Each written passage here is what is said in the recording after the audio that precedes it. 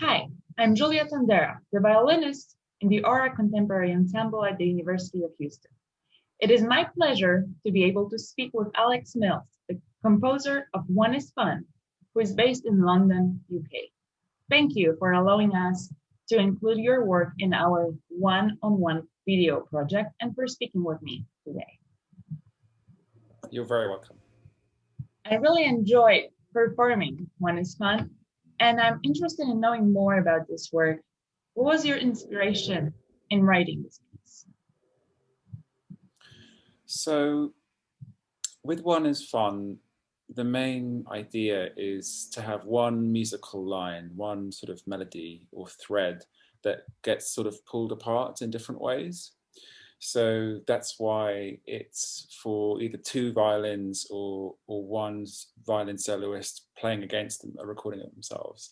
And so the whole idea is this sort of push-pull effect with this one melody that kind of gets sort of torn apart from itself in different ways over the course of the piece, often through things like sort of phasing the rhythm out of sync with itself, or contrasting dynamics to kind of make the kind of unison line sort of fall apart a bit.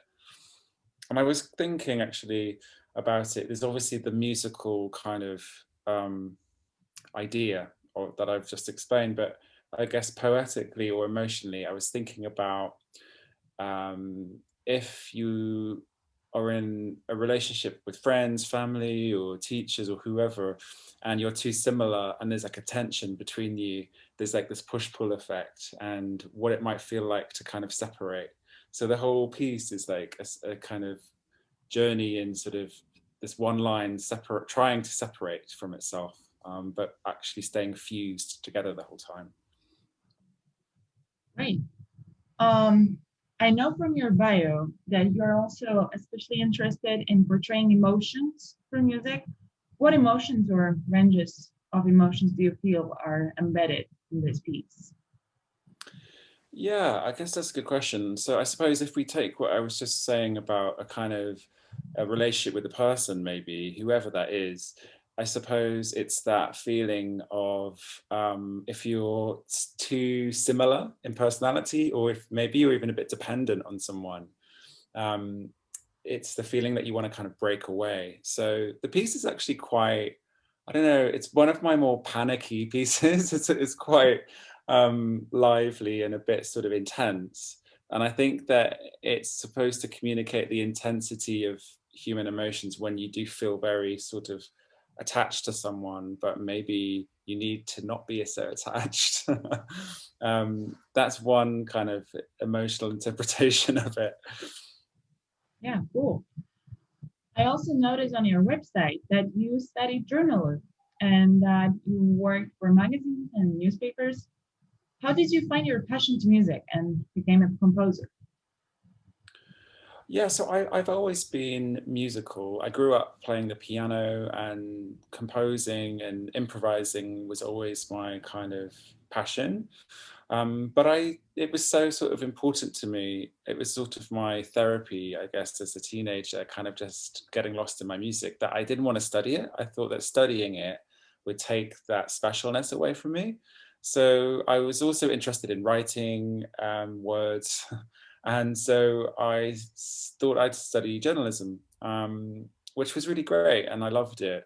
But I was in my mid-20s, and I was working in London in some magazines, and I was enjoying it, but something was missing. I felt unfulfilled, and I think at that point I was ready to kind of pursue music.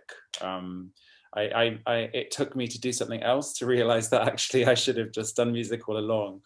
But yeah, the journalism training and experience is actually, I thought at the beginning people might wonder, why am I, they might think, why am I a composer now after journalism? And they may kind of feel that I wasn't a kind of pure musician because I've done something else. But actually, I find that it really helps me because the kind of, I don't know, research and rigor that you have as a writer and a journalist, and a kind of inquisitive mind, and also working with text. If I'm writing vocal music, for example, editing text and things like that, those skills have actually come in really handy. So yeah, it's a perhaps slightly more unusual journey, but music was always my passion, so I've come back to it. Yeah. And what are you currently working on? So I'm currently working on a site-specific piece for an opera singer that I've worked with in the past, and it's actually a piece for some very interesting caves and caverns in the north of England, where the singer I'm working with is from. And we are writing some site-specific pieces that use the acoustics, the different acoustics of this cave system, and kind of take advantage of those acoustics. We're also filming it and sort of doing a very kind of high tech audio recording of it to kind of capture the acoustics of the space. So that's really interesting project. I'm also working on a chamber opera. I'm right at the very beginning of it, called Herculine, and it's based on the memoirs of Herculine Barban, who was a hermaphrodite living in France in the 19th century. We call hermaphrodites intersex people today, and so it's a piece exploring intersex experience, both historically and today. So yeah, really. And again, I guess my journalistic kind of investigative journalist hat comes on when I'm working in that way, in terms of researching an archival, historic sort of source material and things like that. Great. I'm looking forward to hearing that from Nate. Well, it's been a pleasure to perform your music and speak with you today. Yeah. Thank you very much. You too. Thank you.